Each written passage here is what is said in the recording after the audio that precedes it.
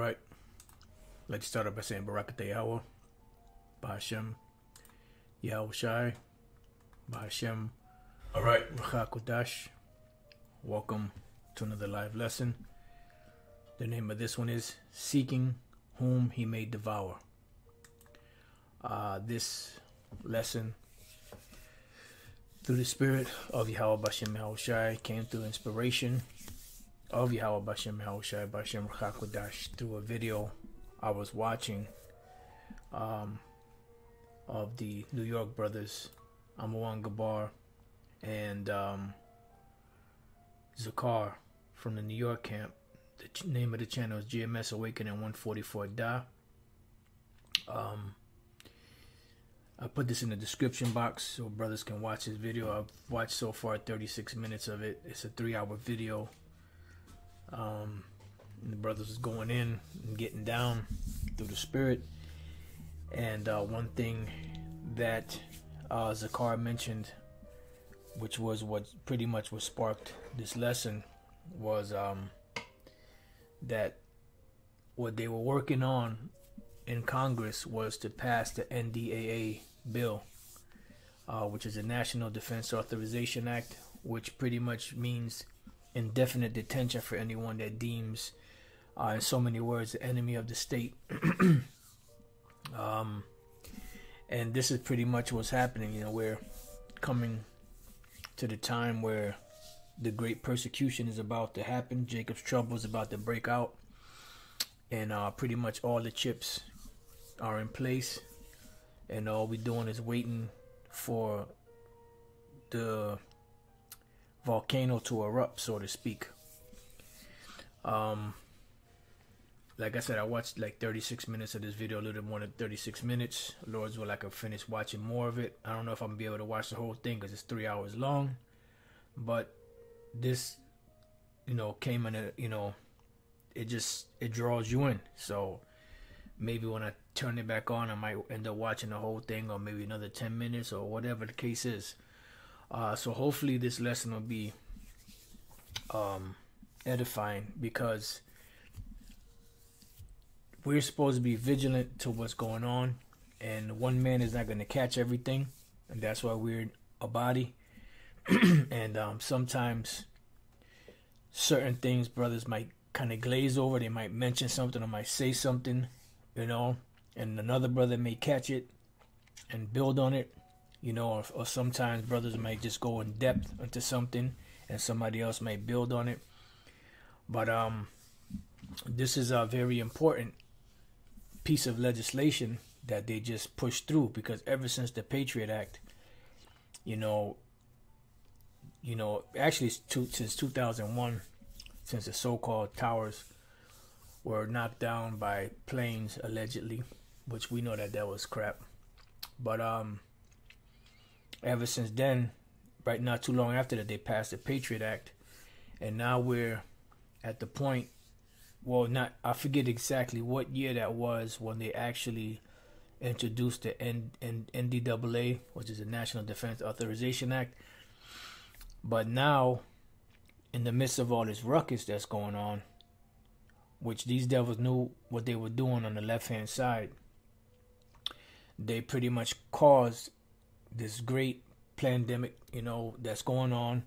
People's minds are all occupied on all this other stuff, the V and all that other stuff, to get their minds off of the real legislation and things that are going on behind the scene. So the brother had mentioned, and I looked it up, that Senate overrides Trump's veto, NDAA becomes law. So it is a law now in the books. The National Defense Authorization Act is actually a law now. It's no longer a bill. It's no longer a proposal. It's no longer a suggestion. It's the actual law, you know. So it's going to be, you know, indefinite detention for whoever they deem to be enemy of the state. And this is the scripture speaking loud and clear, you know, which I want to get that.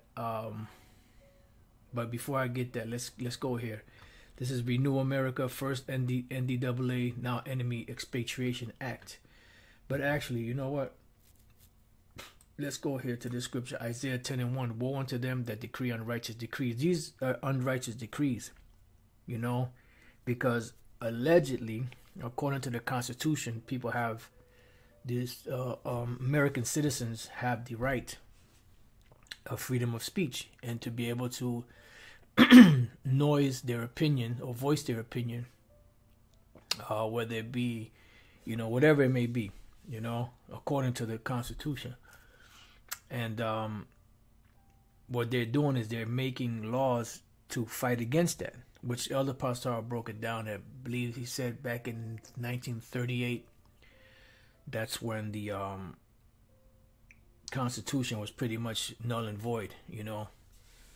And that's why this devil, George W. Bush Jr. or George Bush Jr. said that the Constitution is nothing but a piece of paper, you know, which he's right.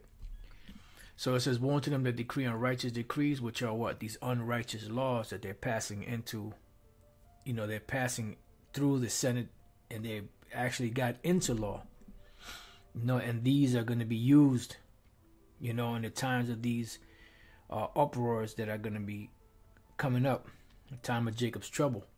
It says, and their right grievousness which they have prescribed. And these things were pre-written, they were pre-thought.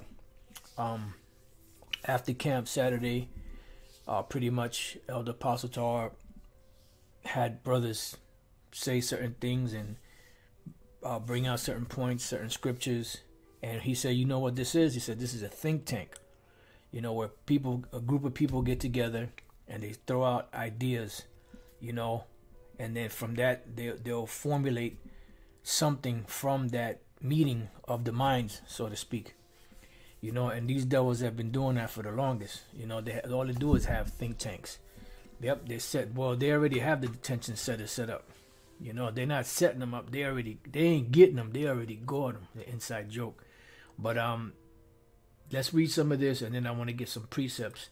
And like I said, Lord's will, it'll be edifying. So it says, first NDAA, now Enemy Expatriation Act. Now the Enemy Expatriation Act, if you're deemed the enemy of the state, they can strip you of your citizenship, thereby you being what? You being an immigrant.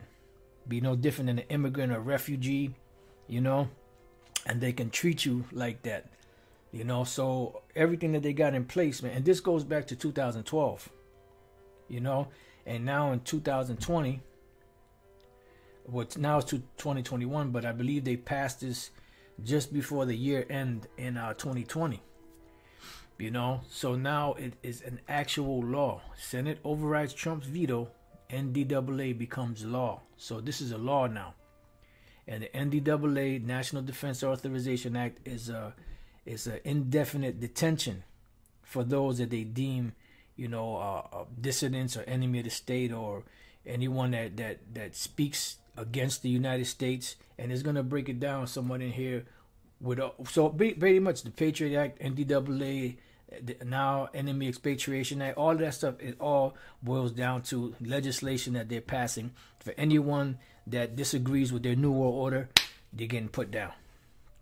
It says, on the heels of the National Defense Authorization Act, NDAA, otherwise known as the Indefinite Detention Act, comes another draconian bill. And keep in mind the draconian, because we're going to deal with this, Lord's will, in this lesson when we get to some more of these scriptures. Comes another draconian bill designed to give the federal government the power to turn American citizens into enemies of the state for virtually any reason it deems necessary. Stephen D. Foster Jr. has the story. Congress is considering H.R. 3166 and S. 1698, also known as the Enemy Expatriation Act, sponsored by Joe Lieberman, Independent Connecticut, and Charles Dent, Republican Pennsylvania. This bill would give the U.S. government the power to strip Americans of their citizenship without being convicted of being hostile against the United States. In other words, you can be stripped of your nationality for engaging in or purposefully and materially supporting hostilities against the United States. So basically, by us going out there and saying that according to the Bible, America is Babylon the Great and it will be destroyed, that can be put up under that. And this is why they've demonized. The first they put legislation in Project Megiddo where they mentioned the so-called black Hebrew Israelites were just Hebrew Israelites, were not black Hebrew Israelites. And then after that, they put out slanders and lies, on different incidents where they're trying to tie the Hebrew Israelites with a violent group or a terrorist group.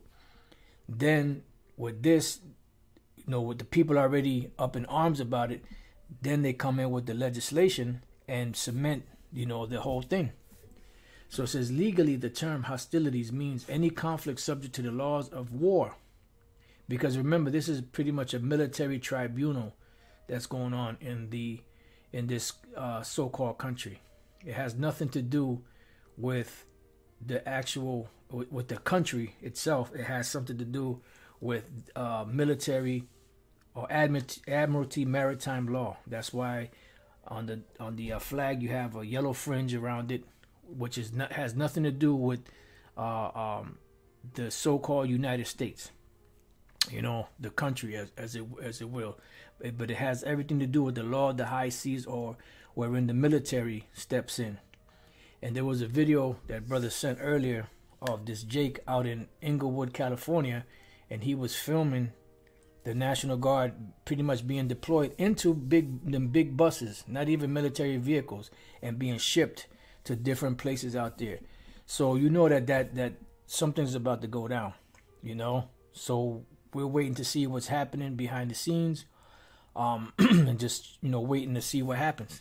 Basically, it says, but considering the fact that the war on terror is a little ambiguous and encompassing, any action could be labeled as supporting terrorism, and that's that's why they pushed out terrorism. That's why they had the 9/11 situation happen, to where they put that word terrorism in a broader sense, worldwide.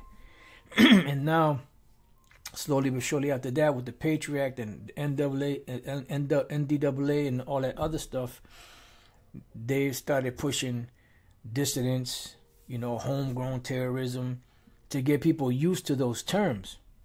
All right. It says, Foster goes on to say, I hope I am wrong, but it sounds to me like this is a loophole for indefinitely detaining Americans once again.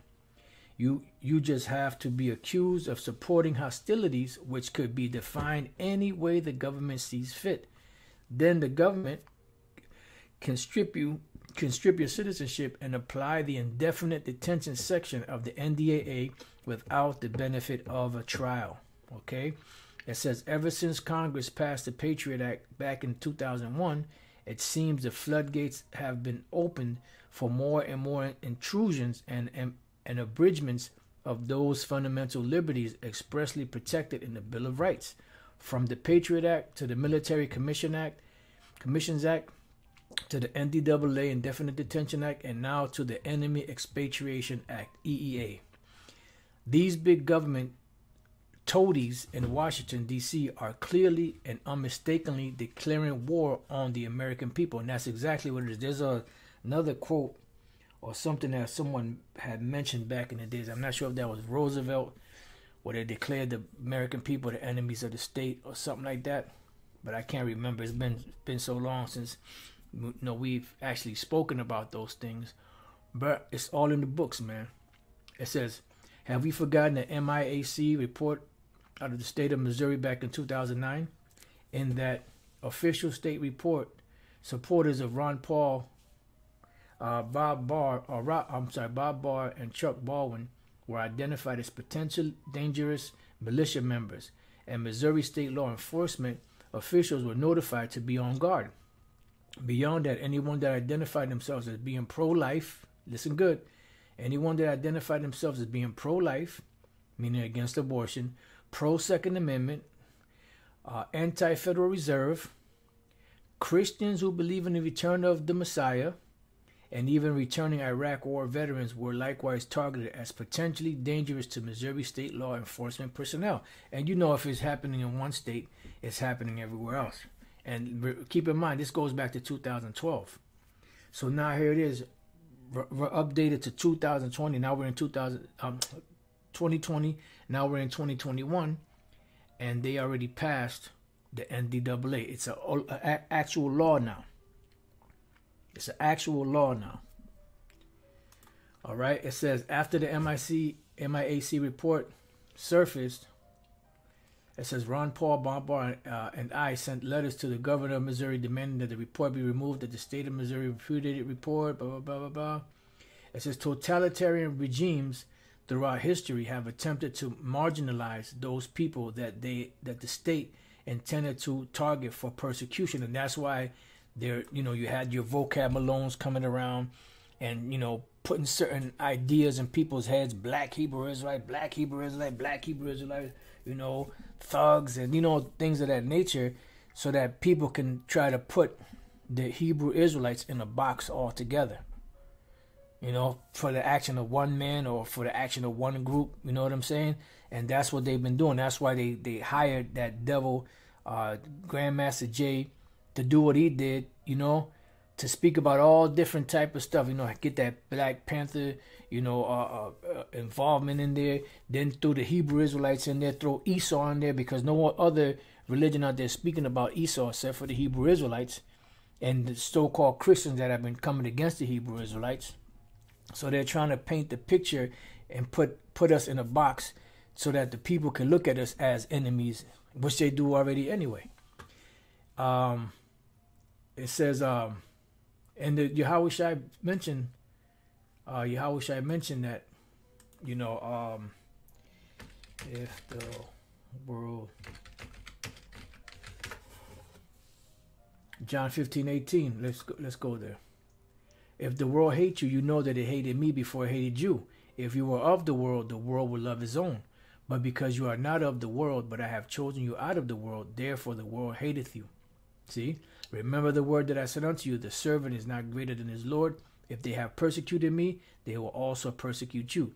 If they have kept my sayings, they will keep yours also. But all these things will they do unto you for my name's sake, because they know not him that sent me. See? So anything that goes against this devil's new world order, they're considered enemies, especially dealing with the truth. And the word persecute, people think the word persecute means to beat somebody down, which eventually that's what it leads to. But the word persecute basically just means to chase or to follow after. That's really what the word means. It comes from the Spanish word perseguir, which means to pursue. And eventually, because of the beliefs, then they would beat you down. But the persecution part was really just to pursue behind, attack pretty much by words, and eventually, attack them physically. So going back, it says, once a group or groups of people have been sufficiently marginalized, it wasn't long before public condemnation, and then military retaliation took place. Legislation such as the Patriot Act, the Military Commissions Act, and NDAA, and now EEA, authorized military power to be used against U.S. citizens. See, this is what we always spoke about, martial law is coming. And that's why they have the martial law troops, and they have the National Guard troops in different regions throughout the U.S. It says, and given the propensity of government propagandists in the national press corps to marginalize group of peoples whose ideas are thought to be politically incorrect. By who? By the international bankers and the Senate in that circle. It says it's only a matter of time before the executive branch of the federal government begins utilizing the dictatorial powers that have been granted to it by Congress, and we're at the point now. This was 8 years ago, almost 9 years ago, and unfortunately, many state governments seem more than willing to participate in the Machiavellian machinations put forward by Washington, D.C. The MIAC report in state of Missouri is a prime example. Let's see. Let me just jump down to here, because it's speaking about how the pastors are not speaking about any of these things, and a lot of these leaders among Israel are not speaking about these things. They're pretty much putting people to sleep. I asked you, did you hear anything from your pastor regarding NDAA? Did you hear anything from your pastor regarding the Patriot Act or the Military Commissions Act? If not, do you really think you will hear him say anything about the EEA? Because why? They're under gag orders. They're under the 501c3 charter, which prohibits them from speaking about certain things because they took that bag, man. But the masses of people that are following them have no clue as to what's going on. This is Micah 3:8. Hear this, I pray you, ye heads of the house of Jacob, and the princes of the house of Israel, that abhor judgment, meaning they avoid judgment. It says, and pervert all equity. And what is equity? Meaning to make sure that everything is done in the proper way. And they pervert that. They have the right way to do things, but they pervert it. Why? It's going to go on to say it. They build up Zion with blood and Jerusalem with iniquity. Because this is what you're doing. By you saying that we don't know the Lord's name, by you saying that the microchip is not the mark of the beast, what you're doing is you're building up Zion with blood and Jerusalem with iniquity, because you're causing Jake to go off and not take heed to Yahweh Bashem Yahushai. It says the heads thereof what? Judge for reward. That's why it says the leaders of this people cause them to err. And the priests thereof teach for hire. And that's what it's all about, that dollar bill, man, at the end of the day for these guys. They're not in it because they love Yahweh Bashem Yahushai or they fear Yahweh Bashem Yahushai. They're in it because they love that money. That's why it says the love of money is the root of all evil.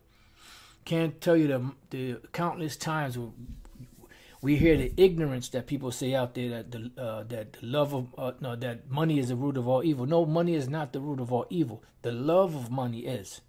Get it right, troop. Inside joke. The heads thereof judge for reward, and the priests thereof teach for hire, and the prophets thereof divine for money. Yet will they lean upon the Lord and say, is not the Lord among us? None evil can come upon us. So it says, therefore shall Zion for your sakes be plowed as a field, and Jerusalem shall become heaps, or Yerushalayim, and the mountain of the house as the high places of the forest. So pretty much, the Lord is going to annihilate a lot of Israelites, man. There's going to be a lot of bloodshed. This time of Jacob's trouble is going to be vicious. So let's go back. It says, again I ask you, are not the fundamental principles of liberty and as valuable and as scriptural as the so-called family values we hear pastors talk about so much about? I would argue that without the undergirding foundational principles of liberty codified in the Declarations of Independence and Bill of Rights, the so-called family values would become moot very quickly. Before Hitler's government could begin marching people off to concentration camps, it had to destroy the foundational elements of liberty in the hearts and minds of the German people, including German pastors and churches. A government that doesn't respect your liberty will not respect your life, your family, your religion, or your morality. And that's what it is. It's an attack on the so-called religious rights, which is really the law, statutes, and commandments of Yahweh Bashem Yahushai given to us. Because everything that Esau does is contrary to the scriptures. Because they have a plan. And their plan does not include the Most High. Their plan does not include the words of the Most High. Their plan does not include the people of the Most High, the Israelites, so-called Negroes, Latinos, and Native American Indians, unless we play the role of the slave to them. See? And that's what's happening. So now let's go from there to Revelation 12:12. It says, therefore rejoice ye heavens, and ye that dwell in them. Woe to the inhabitants of the earth, meaning destruction to the inhabitants of the earth, because they're going to be in a bad case if you're not riding on the right side, so to speak, in the eyes of the international banking families. But what they don't count on is that the Most High is going to shit on them.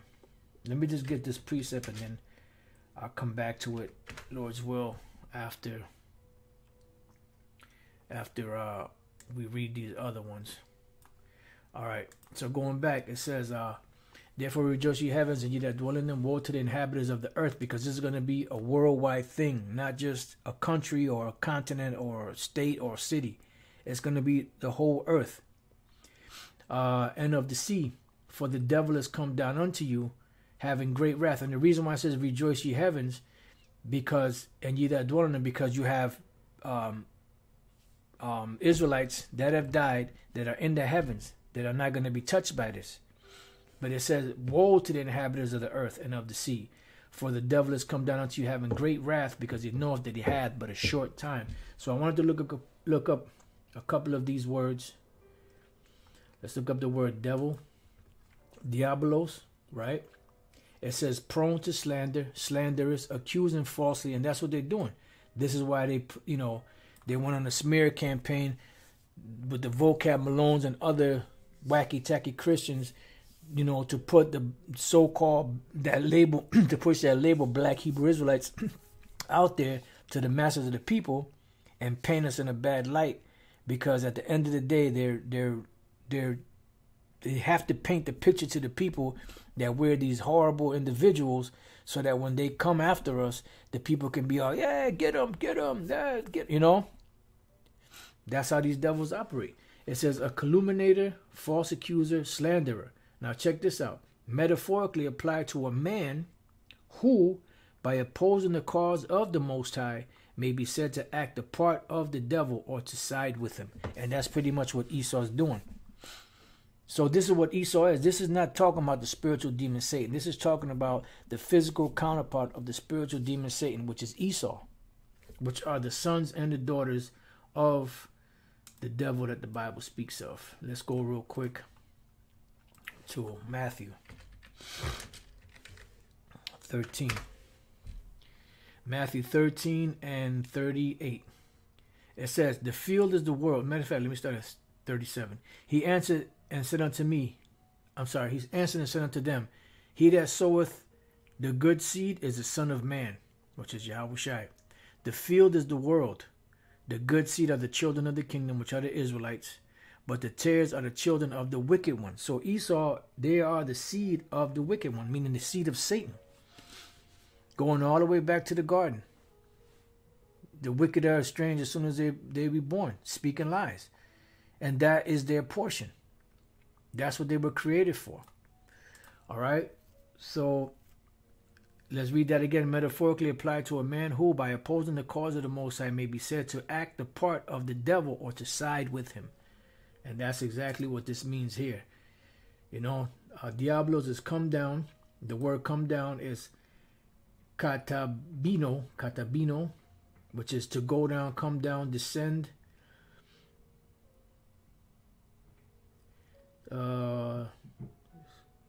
It's not talking to be cast down.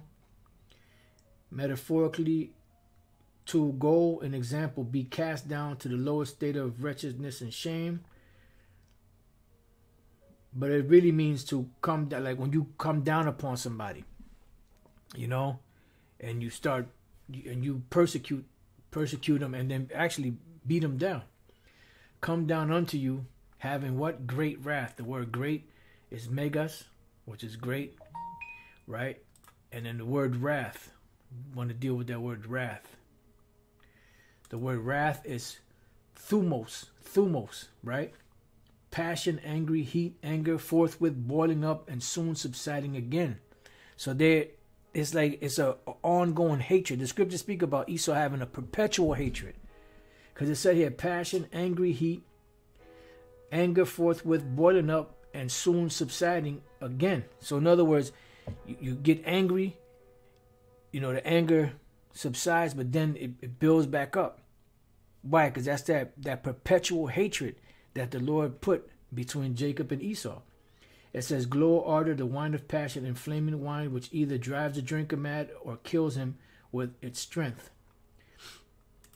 And then you got the word thuo, which is to sacrifice, immolate, to slay, kill, of the paschal lamb, slaughter. So that's what they're coming down with great wrath to what? To slaughter, to sacrifice. upon the people of the Lord. This is why you have something called the Georgia Guidestones. And what are the Georgia Guidestones? The 10 demonic commandments of Esau. Which the first one says maintain humanity under 500 million in perpetual balance with nature. And this is why you have your gates of hell, you know, kill gates of hell, you know, and others pushing, you know, the V and all its other stuff. Because it's about the reduction of the population, you know, the culling of the masses. To bring them down to a manageable size, because the growth of humankind, so to speak, has grown exponentially over the last over the last 100 years. Because in 1826, I believe there were 1 billion people, according to the estimates. 1920 something. That's when it was 2 billion, and from like the early 1900s until now, there have been another 6 billion people added to the pot. Because it's got to be, the world population has to be at least 8 billion right now. Let's see.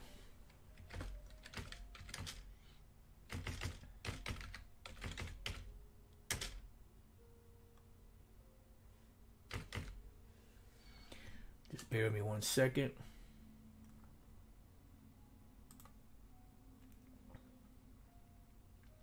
So it's close to 8 billion.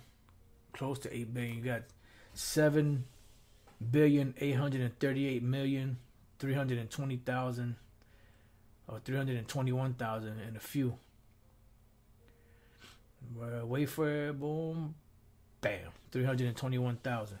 You know, as of today. So you got another little over 1.5 million more, right? Another 100 million and a half more, and you'll get your 8 billion people. So if you have 8 billion people and they want to keep it at 500 million, that means that 6.5 billion people. No. Let's see. No, 7.5 billion people have to be taken off the planet. That's a lot of people. All right. So let's go back here. Let's see. That was a primary root, right? Root word. So going back, and I think that was it for the words here. You know what? Just for the sake of it, let's look up the word short time. Short is oligos, little, small, few, of number, multitude, quantity, of size, time, short. And the word time is kairos, which is due measure, a measure of time. Yeah, because remember, Esau is the end of the world, which the end of the world meaning what? The end of an age. So they know that their age is coming to an end. Excuse me. Now let's go from there to Revelation 13:11. And I beheld another beast coming up out of the earth, and he had 2 horns like a lamb, and he spake as a dragon. Now we go to the word spake. Let's see, it spake. Laleo. It says to utter a voice or emit a sound. And what is the voice or the sound that he's emitting? This legislation, your Patriot Acts and your NDAA and your what was that? The EEA. Yep. The Enemy Expatriation Act. These are all him speaking. Says to speak, to use a tongue or the faculty of speech, to utter articulate words, to talk, to utter, tell, to use words in order to declare one's mind and disclose one's thoughts. And that's what's happening. You know, they're declaring their thoughts and their mind by pushing, you know, this draconian legislation, which we're going to get into that. Here we go, dragon. Dracon. It says a dragon, a great serpent, the name of Satan, which it really doesn't go into too much, which is not talking about the name of Satan. Because see how they, in here in Revelation, the 12th chapter, which is speaking about the same dragon, when you looked up the word devil, it says a person acting the part of the devil or on his behalf. But then here, when it speaks about the dragon, now it's the name of Satan. You see how they double speak, you know, and that's a part of their technique to put information out there that's true and information that's wrong, so that the person that's searching can get confused. All right. Now, what I want to do is I want to look up the word draconian. It says law of relating to or characteristic of Draco, or the severe code of laws held to have been framed by him. Now, who was Draco? Let's come down here. It says, did you know draconian comes from Draco, the name of a 7th century BC Athenian legislator who created a written code of law. Draco's code was intended to clarify pre-existent laws. See, it always goes back to those laws. Born to them the decree on righteous decrees. But its severity is what made it really memorable. Severity is what made it really memorable. In Draco's code, even minor offenses were punishable by death. That's where you have the term that they say draconian law. It says, and failure to pay one's debt could result in slavery. It says draconian, as a result, became associated with things cruel or harsh. Something draconian need not always be as cruel as the laws in Draco's code, though today the word is used in a wide variety of ways and often refers to measures, steep parking fines, for example, that are relatively minor when compared with the death penalty. And this is what's happening. This is what the New World Order is all about. You don't comply, you die. You know, from the most heinous crime to the simplest, you know, least of the crimes. They want to put the whole world in fear and let the world know that they're in charge. You know, and that you're going to bow down to them as a god. See, and this is where this great persecution is going to arise from. So now let's go from there to 1 Peter 5:8. Be sober, be vigilant, because your adversary the devil, as a roaring lion, walketh about, seeking whom he may devour. So I wanted to look up a couple of these words. Look up the word adversary. Antidekos. What's the word? Anti is against, and dekos is law. Judgment. Against judgment. So in other words, you know, you have a person, two people, they have a gripe. One person so-called commits a crime against another one. So the person that's coming against them to bring charges against them, that would be the antidekos. That would be the adversary, you know. Okay. So it says opponent, an opponent in a suit of law. See, an adversary, enemy. So these devils are an adversary. That's why the Lord said, be vigilant. That's why the Apostle Paul said that we are not ignorant of Satan's devices. Because we see, you know, how they're coming against us. So it said, be sober, be vigilant, because your adversary, the devil, which we read earlier, as a roaring lion. Let's look up the word roaring. The word roaring is uroomi, to roar, howl, of a lion, wolf, dog, and other beasts, of men to raise a loud and inarticulate cry, either of grief or of joy, to sing with a loud voice. And this legislation is what's doing the roaring, the loudest roaring. Then you have the word lion, leon. It says a lion, a brave and mighty hero. Both the Messiah and Satan are referred to as a lion, indicating great strength. Satan as a roaring lion, 1 Peter 5:8, and the Messiah as a lion of the tribe of Judah, Revelation 5:5. All right, let's go back. Seeking whom he may devour. Now the word devour, wait a minute, seeking, I think I looked that up too, zateo, to seek in order to find, to seek a thing, to seek in order to find out, by thinking, meditating, reasoning, to inquire into. That's your think tanks. You know, All right, going back. And the word devour. Katapeno. Katapeno is to drink down, swallow down, devour, to swallow up, to destroy. And this brought to mind Psalms 124:1, which is a song of David. It says, if it had not been the Lord, Yahweh Bashem Yahushai, who was on our side, now may Israel say, if it had not been the Lord who was on our side, when men rose up against us, then they had swallowed us up quick, when their wrath was kindled against us. See? So that's what this is. The great wrath is to swallow people up. I'm sorry, devour. Remember, we read about in Revelation 12 that the devil has come down having great wrath because he knows that he have but a short time. And this is heavy, man. I just noticed this. The word devour, G2666. So, so katapeno is listed as 666. Yeah, that's something. To drink down, swallow down, to devour, to swallow up, destroy.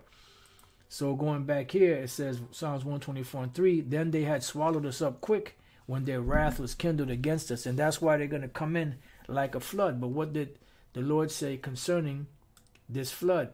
When they bring it, that's going to be their own undoing. Isaiah 59:19, it says, so shall they fear the name of the Lord from the west, and his glory from the rising of the sun, when the enemy shall come in like a flood with their military. It says, the Spirit of the Lord shall lift up a standard against him, because the Lord is going to cause some type of divine intervention to block Esau from totally devouring, his people, which are the part of the elect. The other jakes out there, they're going to get caught up.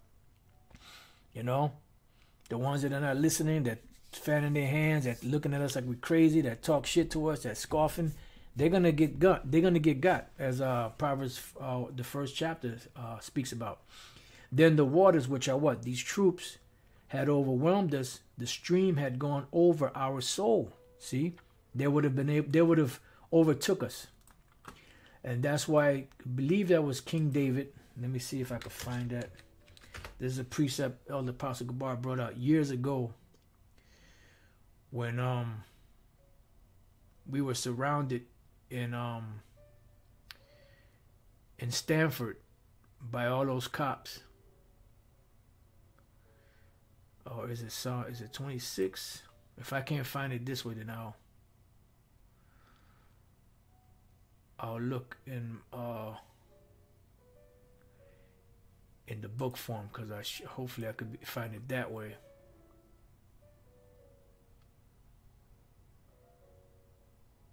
All right, just bear with me 1 second.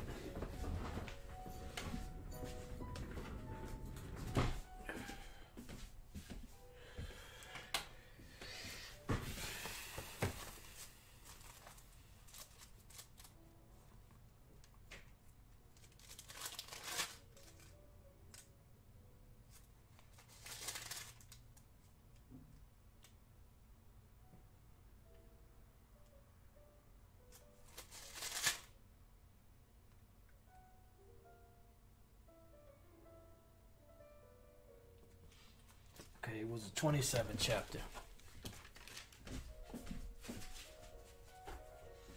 knew it was in the 20s somewhere. It's actually the 27th chapter. 27:3. Though an host should encamp against me, my heart shall not fear. Though war should rise against me, in this will I be confident. One thing have I desired of the Lord, that will I seek after, that I may dwell in the house of Yahweh Bashem Yahushai all the days of my life, to behold the beauty of the Lord and to inquire in his temple. And this is why the scriptures say that the name of the Lord is a strong tower, the righteous runneth into it and is safe. Because when these devils start coming, what we got to do? We have to call upon the name of the Lord. So how are we going to call upon the name of the Lord if we don't know it? How is the Lord going to say, call upon my name, but he's not going to give us his name to call upon?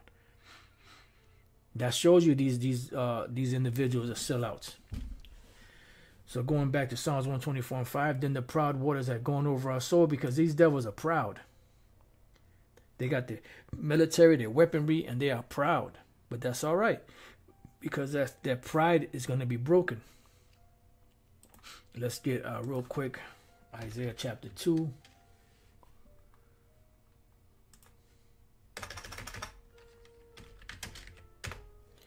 Isaiah chapter 2 and verse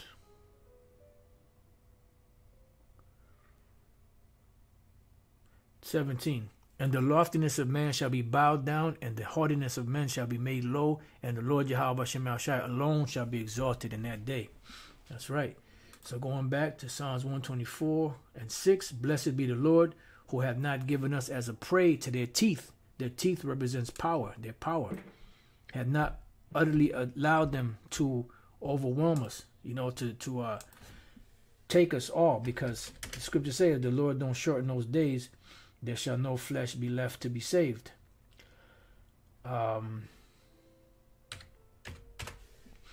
Jeremiah 30:7, we got to read this. Jeremiah 30:7, alas, for that day is great, so that none is like it. It is even a time of Jacob's trouble, but he shall be saved out of it. See, because you're going to have the remnant of the elect that the Lord is going to deliver. He's not going to allow this devil to get everybody. Psalms 124:7, our soul is escaped as a bird out of the snares of the fowler, out of the snare of the fowler. The snare is broken and we are escaped. So this is a fowler is a bird trapper. They set a trap and there's a bird that's in the trap, right? And somehow something happens to where the trap gets knocked over and the bird is able to escape. So that's what it said. The Lord said, our soul is escaped as a bird out of the snare of the fowler, because he's going to make haste. Right? If a bird is trapped in a cage and he sees an opportunity to escape, he's not going to hesitate. He's not going to look around, see who's looking at. He's going to take off. And that's how the Lord's going to do for us. The snare is broken and we are escaped. So the Lord's going to crack that prison, whatever it may be, or wherever it may be. It says, our help is in the name of Yahweh Bashem Yahweh Shai, who made heaven and earth. So don't let nobody tell you that the names of the Lord are not important. And he gave us those names, So pretty much, could end it there. To water for the comments, you brother. Oh, one more scripture I want to read. Job 5:12. He disappointed the devices of the crafty, so that their hands cannot perform their enterprise. So they're not going to be able to get this new world order completely off the ground. They're only going to go so far with it. He taketh the wise in their own craftiness, and the counsel of the forward is carried headlong. They meet with darkness in the daytime and grope in the noonday as in the night. So the Lord is going to destroy these devils. In other words, he's going to destroy their new world order agenda. And these international banking families will be the first to go into captivity, as well as whatever stragglers are left on the earth. Because there's going to be a lot of Edomites and Moabites and Ammonites and Hamites that are going to be all over the planet that are going to be alive, because we need slaves. So it's not just going to be the international bankers that are going to be alive to go into slavery. Whoever else, on the planet is alive of these nations, they're also going to be slaves also. All right. So with that, I pray that you brothers have been edified. To the next time I say shalom.